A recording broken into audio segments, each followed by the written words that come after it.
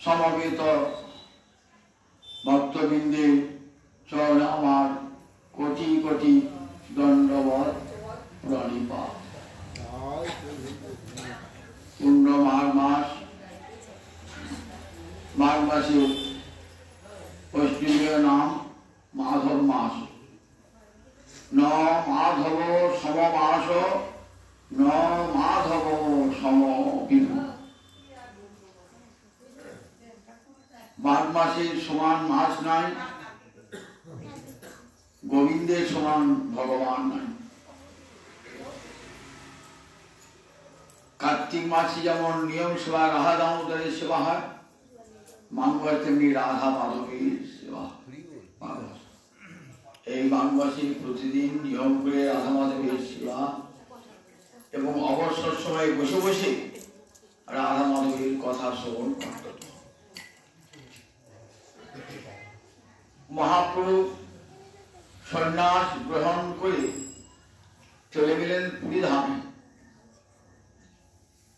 সেখানে পণ্ডিত সার্বভৌম তাকে বেদান্ত শাস্ত্র বোঝাতে লাগলেন।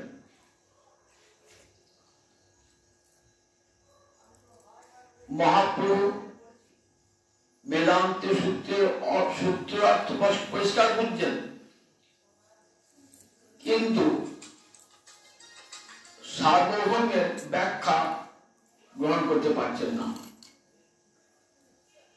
তখন মহাপ্রভুকে জিজ্ঞাসা করলেন, তুমি আমার বেদান্তের ব্যাখ্যা বুঝতে পারছো কি বুঝতে পারছো না? আমি তো বুঝতে পারছি না। 7 দিন ধরে শুনলে।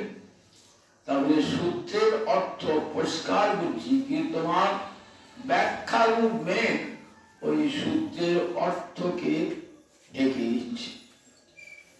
সূত্রের অর্থ কেমন না, সূর্যের কিরণের মতো ঝলমল করছে, কিন্তু তোমার ব্যাখ্যা সেই সূর্য কিরণকে ঢেকে দিচ্ছে।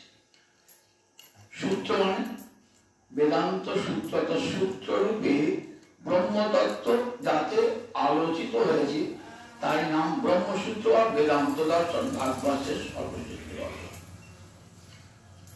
এরপর মহাপ্রভুর সঙ্গে বাসুদেব সার্বভৌমের বেদান্ত আলোচনা হয়। দীর্ঘ আলোচনার শেষে বিস্ময় বিস্ফারিত নয়নে নির্বচন হয়ে আর এত কথা বলেছিলেন। বাসুদেব সার্বভৌম নির্বাক হয়ে গেছেন যে 24 বছরে সন্ন্যাসীকে আমি একটা সাধারণ বালক ভুলেছিলাম। তারপরে শ্রীমদ্ ভাগবতের একটি শ্লোকের অর্থ জানতেছেন। মহাপ্রভু বাসুদেব সার্বভৌম 9 প্রকার অর্থ করলেন। বললেন, এইবার শোনো শ্রীকৃষ্ণ চৈতন্য, তুমি অর্থ ব্যাখ্যা করো। শ্রীকৃষ্ণ চৈতন্য সেই 9টি বাদ দিয়ে আরো 18 প্রকার অর্থ করলেন। বিস্ময়ে বিস্ফারিত রচনা। তারপরে সার্বভৌমকে ষড়ভুজ মূর্তি দর্শন করেন। প্রথমে শ্যাম সুন্দর প্রতিমার রূপ দেখালেন, চতুর্ভুজ রূপ, শঙ্খচক্র গদা পদ্মধারী। তারপরে শ্যাম বংশীবদন গোবিন্দের রূপ দর্শন করেন। দর্শন করে গোবিন্দের গৌরহরির চরণে নত হয়ে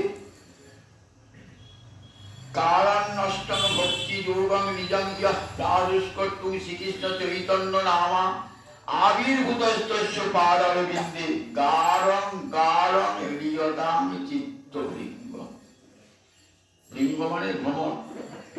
আমার চিত্ত ভ্রমরটা তোমার চরণ কোমলে গাঢ় ভাবে লীন হয়ে যাও।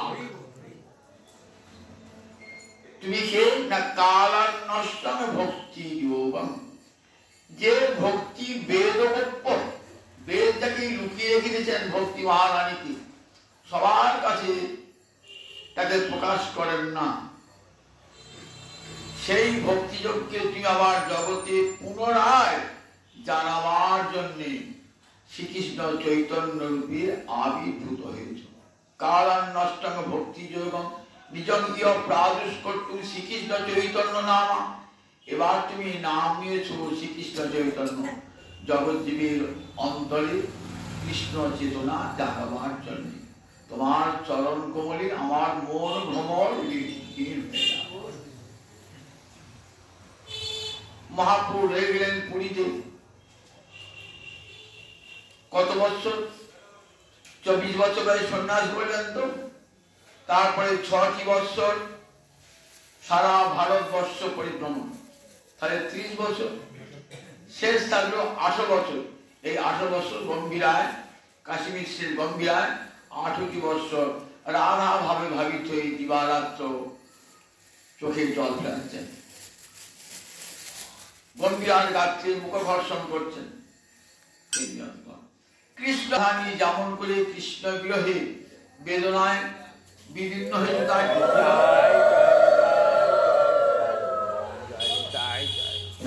তেমনি আজ কৃষ্ণ বিরহে কাঁদছেন আমার মহাপ্রভু, কাহা যাও কাহা পাও সৌমী বদন। এমনি করে 12টি বৎসর রয়েছেন গম্ভীরায়। প্রতি বৎসর গৌড়ের ভক্তেরা যায় নিতাই চাঁদ ও যান।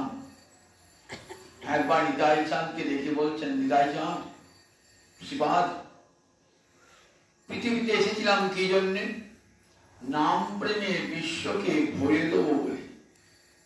আমার মাতামহ আমার নাম রেখেছেন বিশ্বম্ভর, বিশ্বকে নাম প্রেমে ভরে দেব, তাই আমার নাম হয়েছিল বিশ্বম্ভর। কিন্তু আমি তো নাম প্রেম বিলাতে পারলাম না, আমার নামটা তাহলে তো অসার্থক হয়ে যাবে।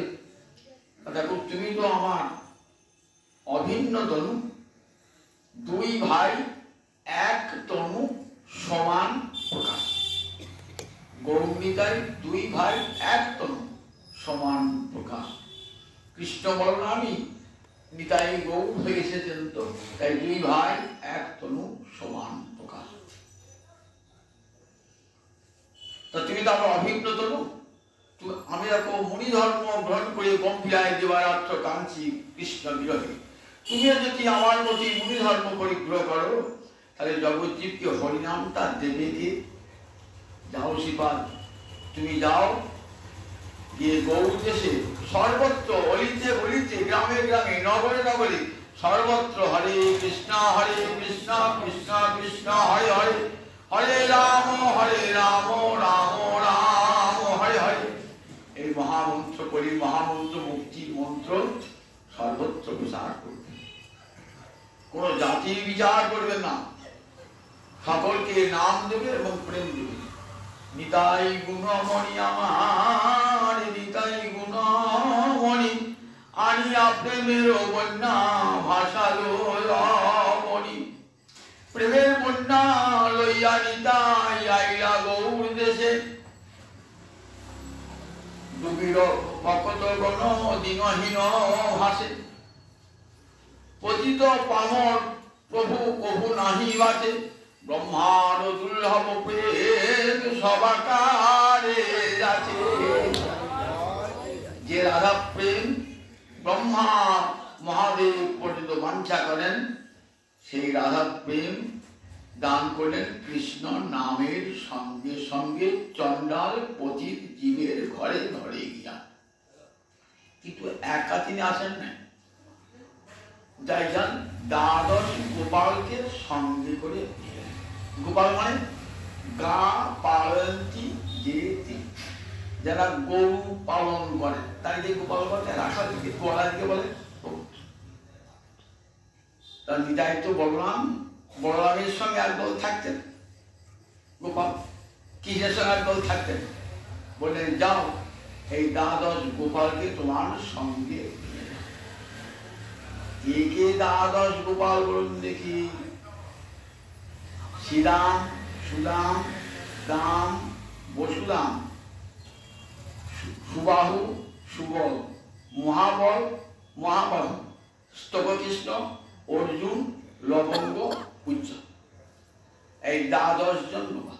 আপনারা বলি হয়তো মনে করুন শ্রীরাম, সুদাম, দাম, বসুদাম।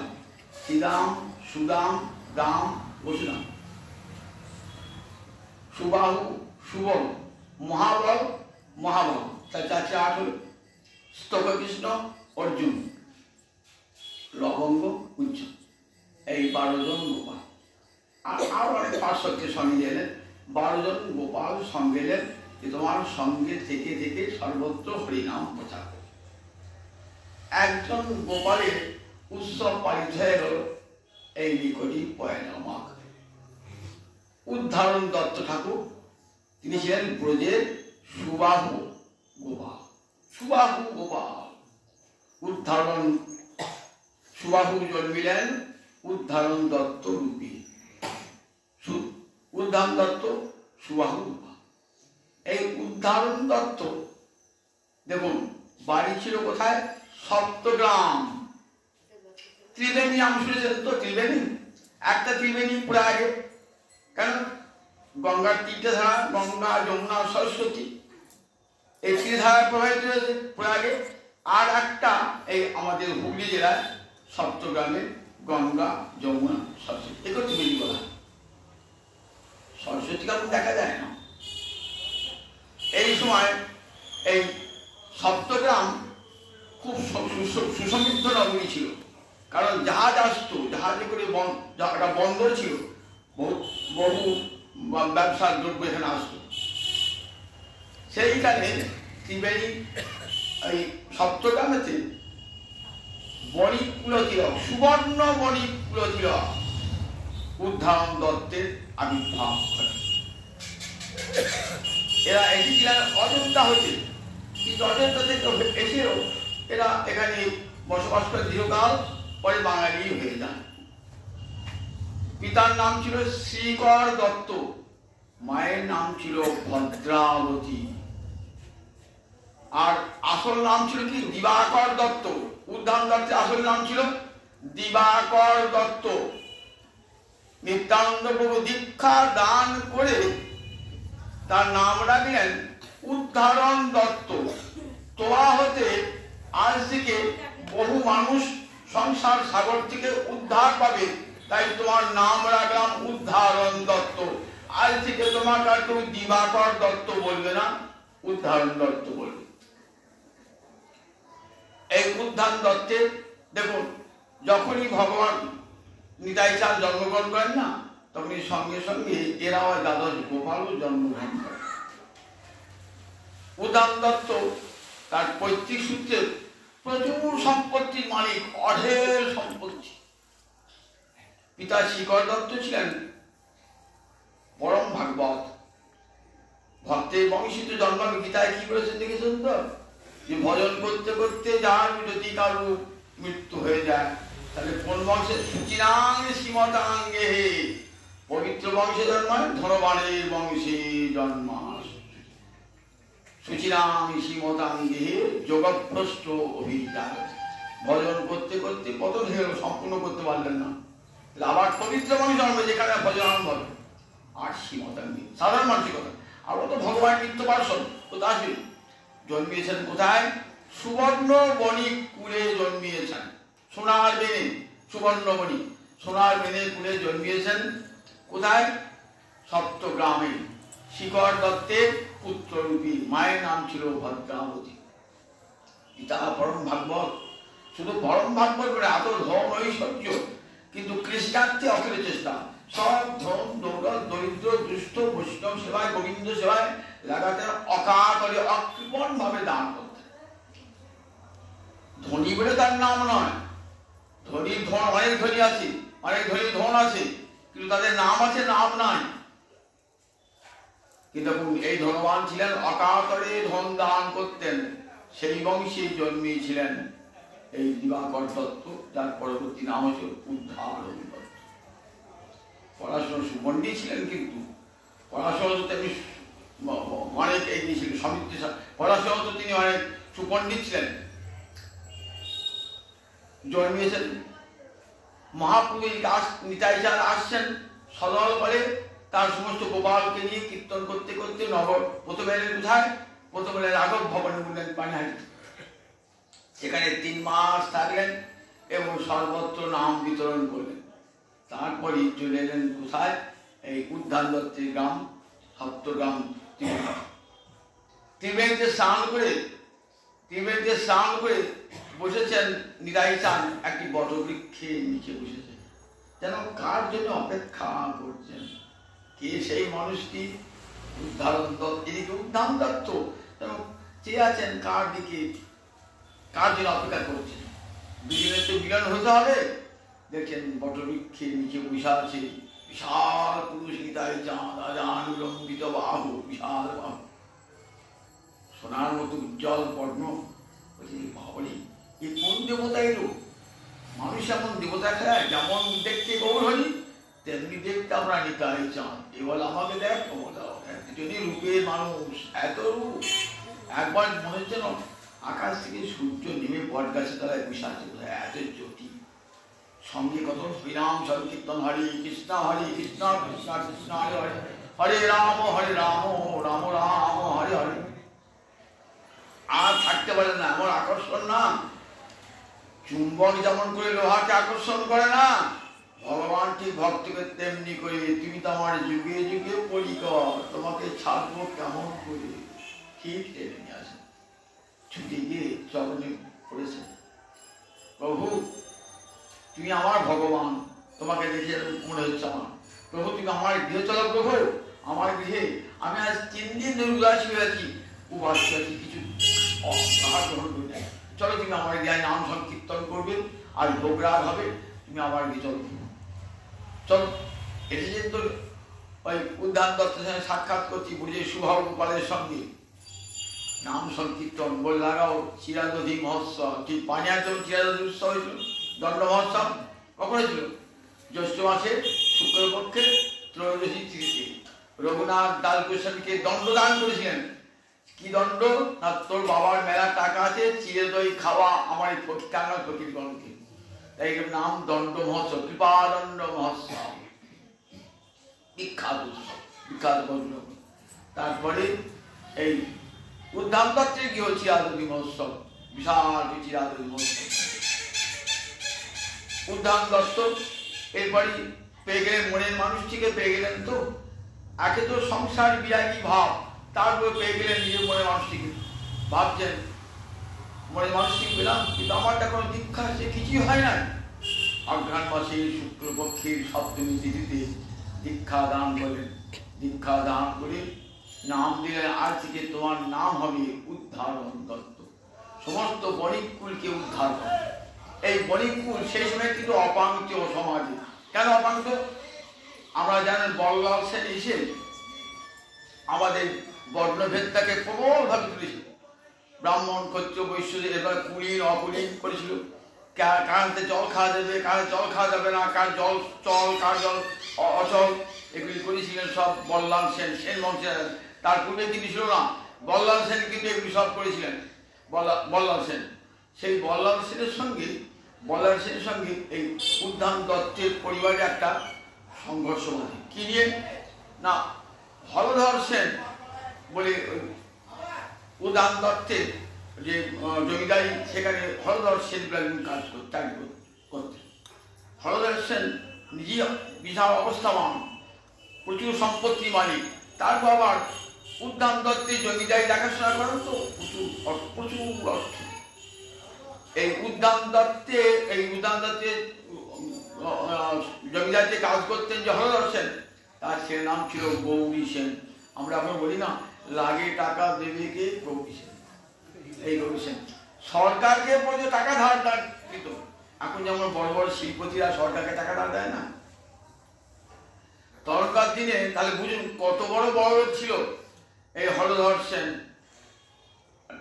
তার ছেলে গৌরী সেন। সরকার দিনে বল্লাল সেন নবদ্বীপের রাজা এই টাকা ধার, কিন্তু যথাসময়ে টাকা ধার ঋণ শোধ করতেন না বলে একবার টাকা দেওয়া বন্ধ করতেছেন। রাজা বল্লাল সেন খুব হয়ে গেল, বলে ঠিক আছে আমি তো রাজা, টাকা নাই ঠিক কথা, আমি সমাজে তোমাদেরকে অপাঙ্ক্ত করেছিল। কি করলেন? মাতৃর সাথে একবার কি করেছিলেন, মাতৃর সাথে সোনার গাভী দান করেছিলেন। সোনার গাভীটা যে স্বর্ণকার তৈরি করেছিল, পেটে আলতা ধরা ছিল। এবার কি ব্রাহ্মণকে দান করেছেন, সে ব্রাহ্মণটি গিয়ে করেছে একটি সোনার দোকানে বিক্রি করে দিয়েছে। সেই গাভীটিকে যখন ছেদন করতে যান, আলতাটি বেরিয়ে আসে। তখন বলেন দেখো গোহত্যা করেছে বণিক সমাজ, সুতরাং ওদিকা ওরা হিন্দু সমাজে অপাঙ্ক্ত, ওদের হাতে কেউ জল ছিল।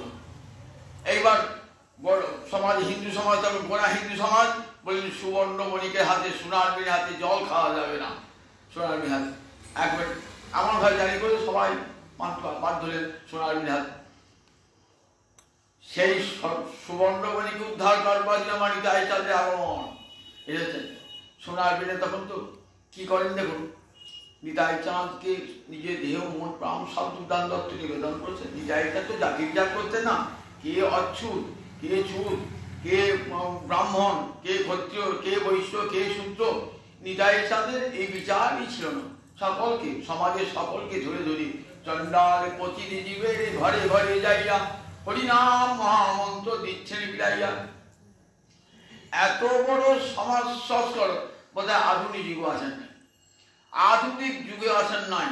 সকল মানুষকে সমান সম্মান দান, এটা নিতাই চাঁদের অবদান, কোন রাজনৈতিক দলের অবদান নয়, আধুনিক কালে কোন সমাজ সংস্কারকের অবদান নয়। নিতাই চাঁদ জগৎজীবী রেখে লিখেছেন, দেখো সবার উপরে মানুষ সত্য, তাহার উপরে নয়। এই চণ্ডীদাসের ভাষা তাকে নিয়ে জীবনে সত্য করেছে, মুখে বল, আমরা মুখে বলি তুই মানুষকে ও বামুন না, ও হাড়ি জাত, ও উঁচি জাত, মনে মনে বিচার করি, ও যাচ্ছে ভালো নিচু জাতি, ছোট জাতি, মনে মনে ভাবি। কিন্তু দেখুন আমার নিতাই চাঁদ নিজে হাতে করে লিখে দিয়েছেন সকলে, ব্রাহ্মণ ক্ষত্রিয় বৈশ্য শূদ্রকে এক ছাতার তলায় সকলকে নিয়ে এসছেন। এই নিতাই চাঁদের এই দানটা ভালো করে লক্ষ্য করবেন যে এত বড় ভগবান জগতে এসেছিলেন কিনা, যে প্রতিটি মানুষকে সমান সম্মান দান। ব্রাহ্মণ আর চণ্ডাল পাশাপাশি নৃত্য করছে হরিনামেতে, এমন এই মধ্যযুগে। এখন দেখা যায় 16 শতকে, বলুন দিকে একবার ধরুন কিরকম যুগ ছিল, আজকে 500 বছর আগে সমাজটা কেমন ছিল বা চিন্তা করুন। আজকে দেখলি বুঝতে পারবেন। আর যদি বাংলার বাইরে যান না, উত্তরপ্রদেশ বিহারে, সেখানে দেখবেন ছুঁই ছুঁই জাত ভোট হয়, জাতির বিচারে ভোট হয়। দেখেছেন তো বাংলাদেশ এই দিকে এগিয়ে কেন? এই নিতাই গৌড়ের এটা অবদান, সকল মানুষকে সমান সম্মান দান করা, ব্রাহ্মণ যে আর চণ্ডাল, সকল মানুষের মধ্যে ভগবান শিয়ে উঠেছেন। মহাপুরাণ মুখের বাণী, জীবের সম্মান দিবে জানি কৃষ্ণ অধিষ্ঠান। এটা মুখের কথা নয়, জানবে সবার হৃদয়ে কৃষ্ণ আছে, তাই সবাইকে সম্মান জানবে, প্রণাম জানবে। রামদাস বাবাজি একটা হাঁড়ি মুচি মেথর সবার চরণে লুটি পড়তেন, মুচি মেথর লিখে এমনকি কুকুর বিড়ালের চরণ প্রণাম জানাতেন। জগৎ দেখে সব সমস্ত জীব কৃষ্ণাত্মা, সমস্ত জীবের মধ্যে গোবিন্দ রয়েছেন। জীবকে প্রণাম করা মানে গোবিন্দকে প্রণাম জানানো। নিতাই চাঁদ এই বাক্যকে সত্য করেছিল, আমার মহাপুরুষ বাক্যকে সত্য করে। নিতাই চাঁদ উদ্যান দত্তকে পরম আদরে টেনে।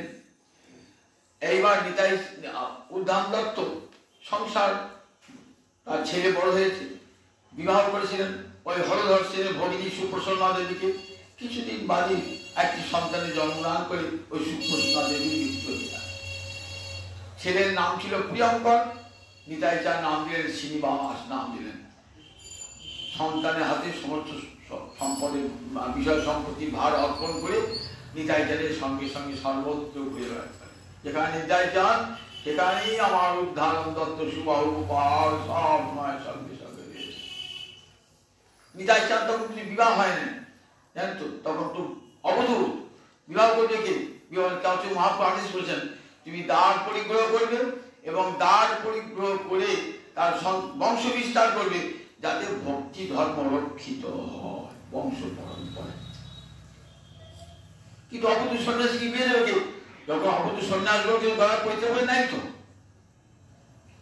শিষ্য গুরুদেবের বিবাহের বন্দোবস্ত করছে। দেখুন কে? এই উদ্যান দত্ত গুরু বিবাহ দিতে হবে। সেই সঙ্গে কৃষ্ণদাস হোর বলে একজন ছিলেন, তিনিও বড় ধনবান ব্যক্তি। দুজনে মিলে কি করে বিবাহ দেওয়া যায় চিন্তা করতে পারবেন। তখন কালনাথ সূর্যদাস পণ্ডিত, সূর্যদাস সরখেল, আর যার ভাইয়ের নাম ছিল কি গৌরীদাস, কি সখা ছিলেন ওই সুবল আর গোপাল। সুবল সূর্যদাস পরে দুই কন্যা বসুধা আর জাহ্নবা। এরা কে ছিলেন? আগে ব্রজলায় এরা কে ছিলেন? এরা ছিলেন রেবতী এবং বারুণী। এরা নিতাই বলরামের পত্নী রেবতী আর বারুণী। বলরাম তো নিতাই হয়েছেন, তাহলে রেবতী বারুণী কার হাতে পড়বেন? নিতাই হাতে পড়বেন, অপর কার হাতে পড়বেন না। তখন সুরদাস পণ্ডিতকে প্রস্তাব দিলেন যে কি ভালো পাত্র আছে, দুটি কন্যাকে অর্পণ করবেন। এই পুজোর কোনো কাহিনী আছে একটা। এই বললাম আর এই বসুদার জাহ্নবা কি করতেন, কালনায় দেখেছেন তো, নিতাই গুড় দেখেছেন তো, এই কালনায় নিতাই গুড়কে মালা পড়াতেন। কে পড়াতেন? এই বারুণী আর রেবতী বউকে, নিতাই চাঁদকে মালা পড়াতেন। তখন থেকে মনে মনে আত্মসমর্পণ করেছেন নিতাই চাঁদের চরণে। সূর্যদাস পণ্ডিতের কোন অন্তরে কোনো অসম্মতি ছিল না, কিন্তু তখনকার দিনে ব্রাহ্মণ সমাজ বলে তুমি কার হাতে মেয়ের কন্যা সম্প্রদান করে? একে তো কুড়িল ফুড়িল বিচার আছে, এটা সন্ন্যাসী অবধূ, ওর কোনো জাত নাই, কিছুই নাই, ওকে বিয়ে দেয়? পারলেন না বিয়ে। কিন্তু বিয়ে তো হবেই, বিয়ে তো হবে, সে রোধ করবার ক্ষমতা কারো নাই। কালনার শ্মশানে বসে উদ্ধান দত্তকে কৃষ্ণ কথা বলছেন নিতাই চাঁদ। এমন সময়কে দেখছেন একটি মৃতদেহ এসে হয়, অপস্যা রোগ, অর্থাৎ হার্ট অ্যাটাক আমি যেটা বলি, এই রোগে একটি কন্যা মারা গিয়েছে। নিয়ে দাহ করবার জন্য নিয়ে এসছে। এসে নিতাই জানেন ওই তো সেই বারুণী রেবতী একজন এসে সেখানে দেখি চিনতে পেরেছেন নিজের যিনি অর্ধাঙ্গিনীকে চিনতে পারবেন না, চিনতে পেরেছেন। দিয়ে বললেন, শোনো, আমি এই কন্যাকে বাঁচিতে পারি, একটা শর্ত, এই কন্যাকে আমার হস্তে অর্পণ করতে হবে। বললেন এই বলে কানে হরে কৃষ্ণ কৃষ্ণ কৃষ্ণ হরে হরে, হরে রাম রাম রাম হরে হরে, এই মহামন্ত্রদের আস্তে আস্তে ধীরে ধীরে ধীরে প্রাণ দিয়ে গেলেন। সবাই বুঝলেন যে নিতাই চাঁদ দেশে মানুষ নয়, মহাশক্তিধার নিতাই চাঁদ। তখন আর ব্রাহ্মণদের কোনো আপত্তি টিকল না। সবাই গ্রাম কালনার সবাই বললেন, এই উপযুক্ত মানুষ তোমার কন্যার সম্পর্ক উপযুক্ত। যথাকালে 10,000 টাকা তখনকার দিনে, বুঝে দেখি আর কিন্তু কথা হবে, 10 কোটি হবে না, 10,000 টাকা তখনকার দিনে ব্যয়ে নিতাই চাঁদের বিবাহ হলো মহা ধুমধাম করে। কেউ খেতে বাকি থাকলো না। এই চতুষ্পার্শ্বের সমস্ত মানুষকে পরমানন্দে খাওয়ালেন কৃষ্ণদাস ভোর আর উদ্ধান দত্ত। মহাপুরুষ বিহারে কে খরচ করেছিল বলুন দেখি, মনে আছে? বুদ্ধিমন্ত খান, তারপর নবদ্বীপের জমিদার বলছে বামুনের বিয়ে দেবো না, বামুনের বিয়ে তো খরচ বেশি করতে পারে না, বামুনরা গর্বিদার তো। তারপরে বামুনের মতো বিয়ে হবে না, ক্ষত্রিয়ের মতন বিবাহ হবে, বৈশ্যের মতো বিবাহ হবে বলে বুদ্ধিমন্ত খান গোটা নবদ্বীপকে সাজিয়ে দিয়েছিলেন। যখন মহাপুরুষ প্রথম বিবাহ হয় লক্ষ্মী প্রিয়ার সঙ্গে,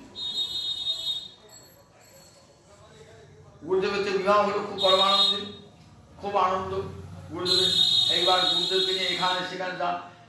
ইতিমধ্যে উদ্ধান দত্ত নৈহাটি রাজা, এইখানে নিকটে নৈহাটি রাজা, কে করলে গুণারিবাদের রাজা দেওয়ান হিসেবে কার্যে যোগদান করেছে। বিষয় বুদ্ধি সম্পন্ন লোক ছিলেন তো। অনেকে বলেন গুণারিবাদ, কেউ কেউ বলেন যে নৈহাটি রাজা তার দেওয়ান কাজ করতেন, থাকতেন কাটোয়ার পাশে একটি গ্রামে। ওই উদ্ধান দত্তের নামে ওই জায়গাটির নাম হয়ে গেল উদ্ধারণপুর নাম হয়ে গেল। ওইখানে থাকেন আর মাঝে মাঝে প্রায় সময় নিতাই চাঁদের সঙ্গে ঘুরে বেড়ান। শেষ করে ওই চাকরিও ছেড়ে দিলেন, নিতাই চাঁদের সঙ্গে ঘুরে বেড়ান। যেখানে যান অনেকে যেখানে নিতাই চাঁদ দিন, আচ্ছা তোমার সঙ্গে যে থাকে, আচ্ছা তোমাকে খাওয়া নিতাই চাঁদ কি, তুমি তো ব্রাহ্মণ, তোমাকে খাওয়ায় কি? তা বললে এই বিনে খাওয়ায়। হ্যাঁ, সোনার বিনে রান্না করে সোনার বিনে হাতে খান আপনি, সোনার বিনে হাতে? তাহলে হ্যাঁ, আমি কোনদিন রাখতে পারি না, কোনোদিন আমি সোনার বিনেই রান্না করে খাই। সবাই হাসাহাসি করছে, দেখো এই বামুনের জাত নাই, আমার তো জাত নাই। পশ্চিমার ঘরে ঘরে অদিতু বলছেন না, দেখ চৈতন্য ভাগবতী, কোথা থেকে এলো? জাত ছাড়া গা ধারা একটা বামুন, তার কোনো জাত নাই, পশ্চিমার ঘরে ঘরে ভাত খেতে। মানে বৃন্দাবন তো পশ্চিম দেশ, বৃন্দাবন দ্বারকা, ওইখানে ঘরে ঘরে ঘুরেছে, সবাই ভাত খেয়েছে, বৃন্দাবন মথুরা। তারপরে দেখুন অদ্বৈত নিন্দা করছে, কিন্তু প্রশংসা হয়েছে, এগুলো নিন্দা ছাড়া প্রশংসা করেছে। ঘর মানে ভাত ছিটিয়ে দিলেন, যে বলে আমার তুই সব একটু করে দিলেন, বলে প্রসাদ আবার উচ্ছিষ্ট হয় নাকি? প্রসাদ উচ্ছিষ্ট হয় না, প্রসাদ সব পরম কবি। এরপরে দেখুন চৈত্র ভাগবতী অদ্বৈত কোন আছে। যাই হোক, সবাই হাসাহাসি করতে থাকলেন। একদিন এক ব্রাহ্মণ এসেছেন দুপুরবেলাতে, এসে বলছেন জ্ঞান বড় না ভক্তি বড়। এই তর্ক হচ্ছে, জ্ঞান বড় না ভক্তি বড়। নিতাই চাঁদ বহুগুলো তাকে বোঝালেন যে ভক্তি বড়। অনেক বেলা হয়ে গিয়েছে, তখন উদ্ধান দত্তকে বলছেন শোনো, অনেক বেলা হয়ে গেছে, ব্রাহ্মণ যেন অভুক্ত না হয়ে যান। বলে তুমি স্নান করছো গঙ্গা, এসে এখানে স্নান, এখানে ভোজন করবে। ব্রাহ্মণ স্নান করে এসেছেন, এসে বলেছেন কে রান্না করেছেন? তা বললে এই যে উদ্যান দত্ত রান্না করে। উদ্যান দত্ত বানিয়ার পাচিতন নয়, ব্রাহ্মণের খাবো, ভেঙে খাবো, খাবো না। প্রসাদের দোষ নাই, দেখো প্রসাদের দোষ নাই, মহাপ্রসাদ জাতি বিচার নাই, মহাপ্রসাদ প্রাপ্তি মাত্র হলে ভক্তব্য, নাট্য কারণে বিচার না। জানো, যদি কেউ বাসি হয় তাও খায়, যে দূর দেশ থেকে যদি কেউ আনেও, যে লোকই আনো না কেন, প্রসাদ প্রাপ্তি মাত্র ভক্ষণ করতে হয়। ব্রাহ্মণ দেখো না বলে হাতে খাবো, কোন রকম বসালেন, রান্না টানা খেতে পারি। এইবার দেখছি পরিবেশন করতে এসেছে, পরিবেশন করতে এসে উদ্ধার দত্ত, তোমার স্পর্ধা কেমন হতো, আগে রান্না করলে খেতে পারো, তোমার হাতে কি পরিবেশন করছো, তেল উঠে পড়েছে, বানিয়ে হাতে অন্য খাবেন না। বিদায় চাঁদ বসান, দিয়ে বলেন উদাহরণ তুই যে রান্না, কি রান্না হয়েছে? চালে ডালে খিচুড়ি রান্না, অনেক অবলা হয়েছে, চালে ডালে খিচুড়ি রান্না হয়েছে। ওই রান্না করে হাতাটা দাও তো, কাঠের হাতা তোর রান্না, যেমন লোহার হাতা পাওয়া যায় না, তখন কাঠের হাতা, সেই কাঠের হাতাটা নিয়ে এসে কি করলেন, বিদায় চান কেউ বলে উদ্যান দত্ত নিজেই ওই বাড়ি উঠে খুঁজে সঙ্গে সঙ্গে একটি বৃক্ষ তৈরি, মাধবীলতা, বিশাল পরিসর যে মাধবীলতা বৃক্ষ। বামন দেখছি বাবা কাঠের হাতাটা মাধবীলতা বৃক্ষ হয়ে গেল সঙ্গে সঙ্গে, যেন বহু লোককে ছায়া প্রদান করছে। নিতাই চাঁদ যেন ছায়া দেওয়ার জন্যে, নিতাই চরণ কমলের ছায়াতে যেন সবার হৃদয় জুড়িয়ে যাচ্ছে। নিতাই পদ কমল কোটি চন্দ্র সুচিতল, যে ছায়ায় জগৎ জুড়ায়, জগৎ জুড়িয়ে যায়। সঙ্গে সঙ্গে ব্রাহ্মণ ক্ষিপ্ত হয়ে গেছে, ব্রাহ্মণ তাকে ঠান্ডা করার বললেন একবার বিশ্রাম করে গেলেন। ব্রাহ্মণ তো লুটোপুটি খাচ্ছে, ছি আমার কত অপরাধ হয়েছে, কত অপরাধ হয়েছে, লুটোপুটি খাচ্ছেন। বলছেন সুন্দর দাও দাও, আমি তো প্রসাদ খাবই, সেই সঙ্গে দেখো আমার দেহের ক্ষুধা মিটবে, আমার প্রাণবায়ুর ক্ষুধা মিটবে, আমার মনের ক্ষুধাও মিটবে, সমস্ত মাটি অঙ্গে মেটে। সেই থেকে অন্তরে ওই জাত বিচারটি আর চলে গেল অন্তর থেকে। ভাবলেন ছি ছি, উদ্ধান দত্তকে আমি সাধারণ মানুষ ভেবেছি, যে ব্রজের গোপাল তিনি উদ্ধান দত্ত হয়ে এসেছেন বিভিন্ন হরিনাম বিলাবার জন্য, নিতাই চাঁদের পরিকর। ব্রাহ্মণ অন্তরে অন্তরে অন্তরে নিজেকে মহাপুরারি বলে ভাবলেন, এমন পরম বৈষ্ণবকে, এমন পরম ভাগবতকে আমি সামান্য জাতি বিচারে তাকে ছোট করেছি, খুব অন্যায় বুঝি, কোনো ধিক্কার লাগে। এরপর উদ্ধান দত্ত থাকতেন, উদ্ধান দত্ত উদ্ধার করে যখন থাকতেন না, উদ্ধার করে সেখানে কি করতেন, নিতাই গৌরীর সেবা করতেন আর রাধা গোবিন্দের সেবা করতেন। আজও দেখবেন এই উদ্ধারপুরে পৌষ সংক্রান্তি যে মেলাটি হয় না, ওটি কিন্তু তার আবির্ভাব দিবস বা তিরোভাব দিবস বলে কোথাও বলা নেই। বলে ওই সময় পুনারিবাদ থেকে ওই নিতাই গৌর মূর্তি নিয়ে আসা হয়, রাধা গোবিন্দের মূর্তি নিয়ে আসা হয়, যেখানে ওনার সমাধি আছে সেখানে নিয়ে আসা হয় এবং উৎসব হয়। কেউ কেউ বলেন যে ওইখানে আমার ওইটা আবির্ভাব দিবস, পয়লা মাঘ তার আবির্ভাব দিবস। 1403 খ্রিস্টাব্দে শকাব্দে জন্মগ্রহণ করেন, আর 1463 শকাব্দে তার তিরোভাব ঘটে, অর্থাৎ 60 বছর ছিলেন। তেমন উদার চরিত্র মানুষ দেখুন। 1429 শতাব্দী অর্থাৎ মহাপ্রভু 1407 শতাব্দী নিয়েছেন, তো 22 বছর পরে একবার দুর্ভিক্ষ দেখা দেয়, ভয়ঙ্কর দুর্ভিক্ষ, মানুষ খেতে পারছে না, দল দল মানুষ অনাহারে মরে যাচ্ছে। সেই সময় নিতাই চাঁদ বলেন, দেখো উদাহরণ, নরের সেবা কত নারায়ণের সেবা, তুমি সময় দেখো এতগুলি মানুষ অভুক তাপসে মরে যাচ্ছে, তোমার প্রচুর ধন সম্পদ, তুমি রক্ষা খাও। বলে হ্যাঁ প্রভু, চার্জ করবেন। বিশাল রান্নাঘর, রান্নাঘর তৈরি হলো, 30 বিঘা জমির উপরে রান্নাঘর তৈরি হলো, 30 বিঘা জমির। তাহলে বুঝুন কত লোকে খাওয়াতেন প্রতিদিন, হাজার হাজার লোককে খাওয়াতেন প্রতিদিন, সমস্ত অভুক্ত মানুষ ডেলি খেতে পেতেন।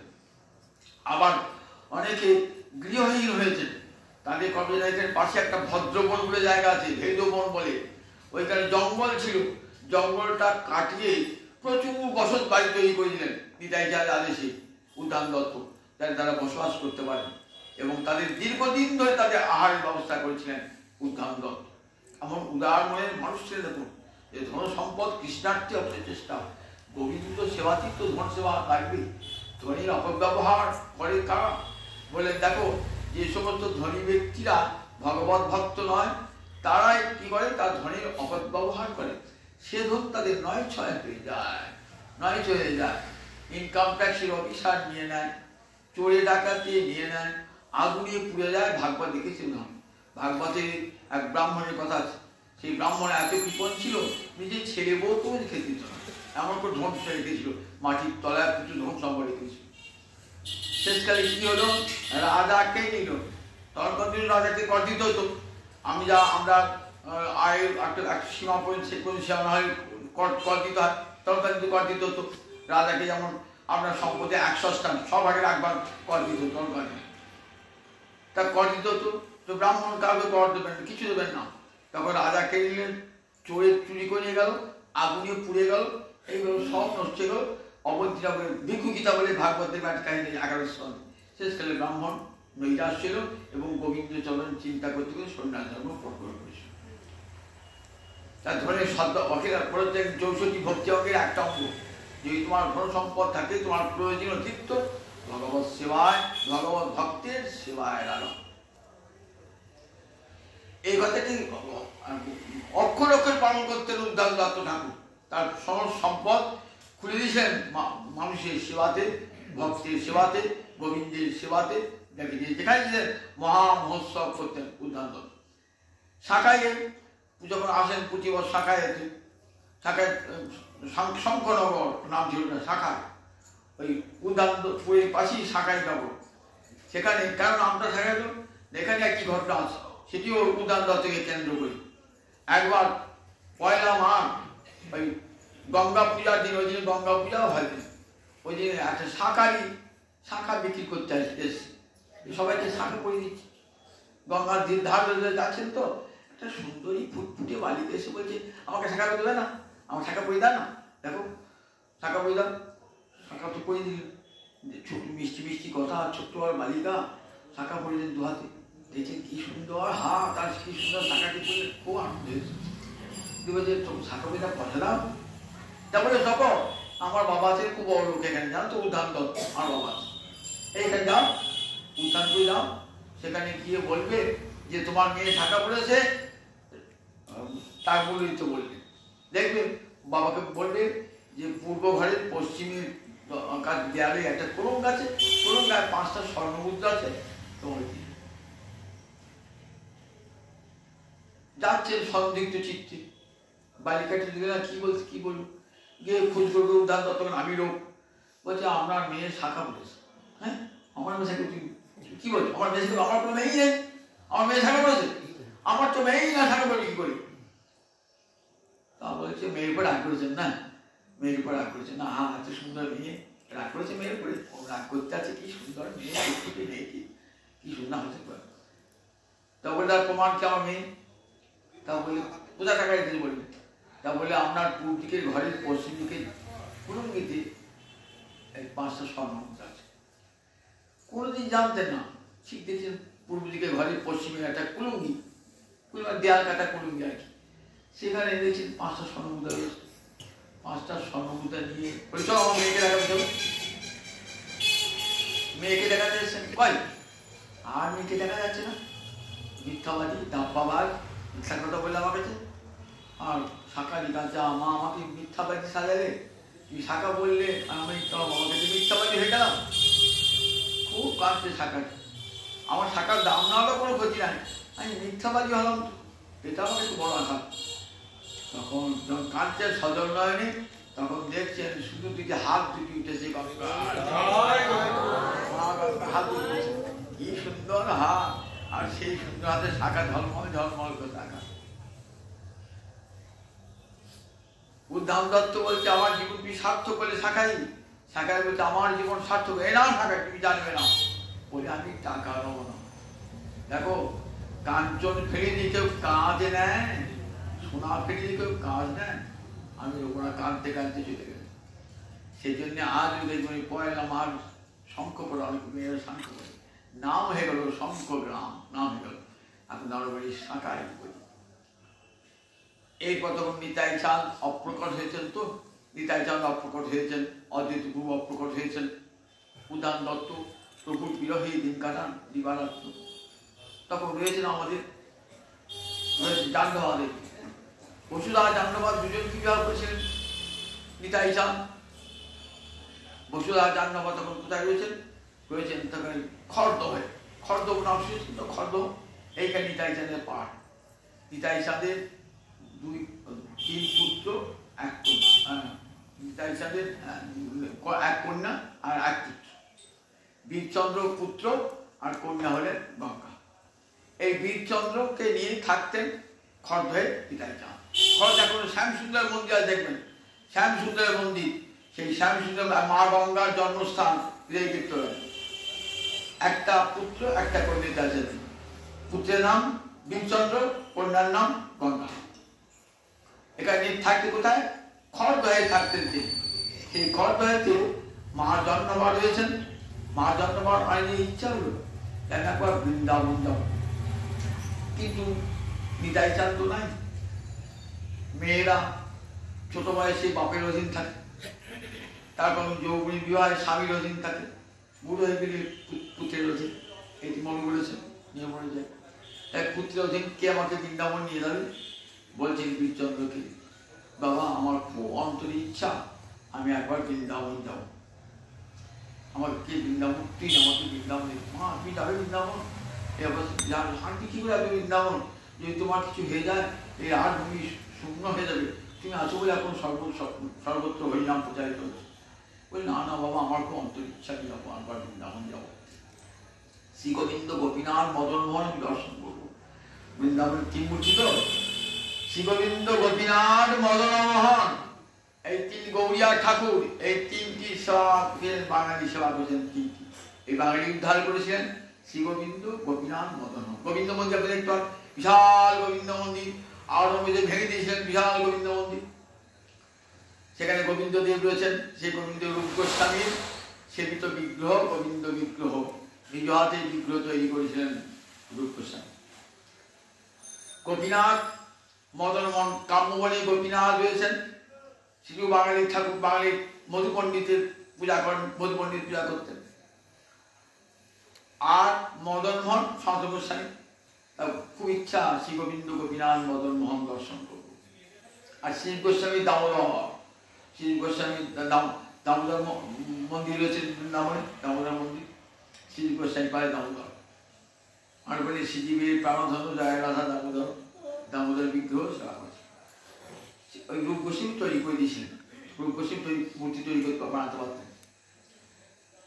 গেলেন সেখানে গিয়ে জাহ্নবা দেবী সেখানে দেখেছিলেন যে রাধারানীর মূর্তিটি কিছু ছোট গোপীনাথের চেয়ে। এখানে নয়ন ভাস্কর দিকে আবার মূর্তি তৈরি করে সেখানে আবার নূতন মূর্তি স্থাপন করেছেন। দ্বিতীয়বার জাহ্নবা দেবী যখন গেলেন না, দ্বিতীয়বার জাহ্নবা দেবী যখন বৃন্দাবন যান, তখন দেখছেন ওই কাম্যবনের গোপীনাথ আঁচল ধরে টানছেন জাহ্নবা দেবী। দক্ষিণ জাহ্নবা মূর্তি, দক্ষিণে জাহ্নবা মূর্তি স্থাপিত। জাহ্নবী যখন গিয়েছিলেন বৃন্দাবনে তখন 6 গোস্বামী ছিলেন, 6 গোস্বামী ছিলেন। তখন রঘুনাথ দাস গোস্বামী, রূপ সনাতন এরা এগিয়ে এসে অভিবাদন জানিয়ে নিয়ে গেছেন জাহ্নবী দেবী। সঙ্গে ছিলেন আমাদের উদ্ধারণ দত্ত। এবার চলে এলেন মা, ওখান থেকে বৃন্দাবন থেকে চলে এলেন বৃন্দাবনে অপ্রকট হলেন জাহ্নবী দেবী। এবার দ্বিতীয়বার যখন যাবেন তখন আর উদ্যান দত্ত একাই গেলেন, একাই গিয়ে সব ঘুরছেন, সর্বত্র ঘুরছেন। এর আগে বড় সব রামাই পণ্ডিত, উদ্যান দত্ত আর জাহ্নবী দেবী তিনজনে আগের বেলায় গিয়েছেন। রামাই পড়েছেন বাগনাপাড়ায়, রাধাগোবিন্দ বিগ্রহ দেখেছেন তো, নিতাই গৌর বিগ্রহ বাগনাপাড়ায় কোথায় বাড়ি, সেই বাগনাপাড়ায় রামাই পণ্ডিত হচ্ছেন জাহ্নবী দেবীর পালিত পুত্র রামাই পণ্ডিত। সেই রামাই পণ্ডিতের প্রতিষ্ঠিত বিগ্রহ ওখানে হয়েছেন। বাঘ পর্যন্ত হরিনাম বলেছিল, বাঘ প্রসাদ খেয়েছিল, তাই নাম হয়েছে বাগনাপাড়া এই জায়গাটার নাম। বাঘ পর্যন্ত হরিনাম করেছিল ওই জায়গাটা, আর বাঘের ভয় ছিল না, বাঘ হরিভক্ত বাঘ হয়ে গেছিলেন, সেই নামই হলো বাগনাপাড়া। সেই রামাই পণ্ডিত, উদ্যান দত্ত আর জাহ্নবী দেবী ছিলেন। দ্বিতীয়বারে উদ্যান দত্ত একাই গেলেন, সব স্থান দর্শন করছেন, দর্শন করতে করতে পরিবেশ পাগল হয়ে গেলেন। এদিকে নিতাই স্বামী তখন অপ্রকট হয়েছেন, জাহ্নবী দেবী অপ্রকট হয়েছেন, আর বিরহ সহ্য করতে পারলেন না। তখন বংশীবটে আজ ওর সমাধি রয়েছে, ওই বংশীবটে ওই গুরুদেবের কথা চিন্তা করতে করতে, গোবিন্দের কথা চিন্তা করতে করতে কৃষ্ণ হরে কৃষ্ণ বলতে বলতে ওইখানে প্রাণ পরিত্যাগ করলেন। ওইখানে বংশীবটে আজও তার সমাধি রয়েছে। বংশীবটে 3 জায়গায় সমাধি, সপ্তগ্রামে একটা সমাধি দেখতে পাওয়া যায়, আবার এখানে কাটা একটা সমাধি দেখতে পাওয়া যায়, উদ্যানপুর সমাধি, আবার বংশীবটে যারা দেখবেন বংশীবট ওই উদ্যান দত্তের সমাধি হয়েছে 3 জায়গায়। কোনো জায়গায় পুষ্প সমাধি, কোনো জায়গায় স্মৃতিসৌধ, আর কোনো জায়গায় দেহ সমাধি হয়ে আছে, জানা যায় না কোথায় কি হয়েছে।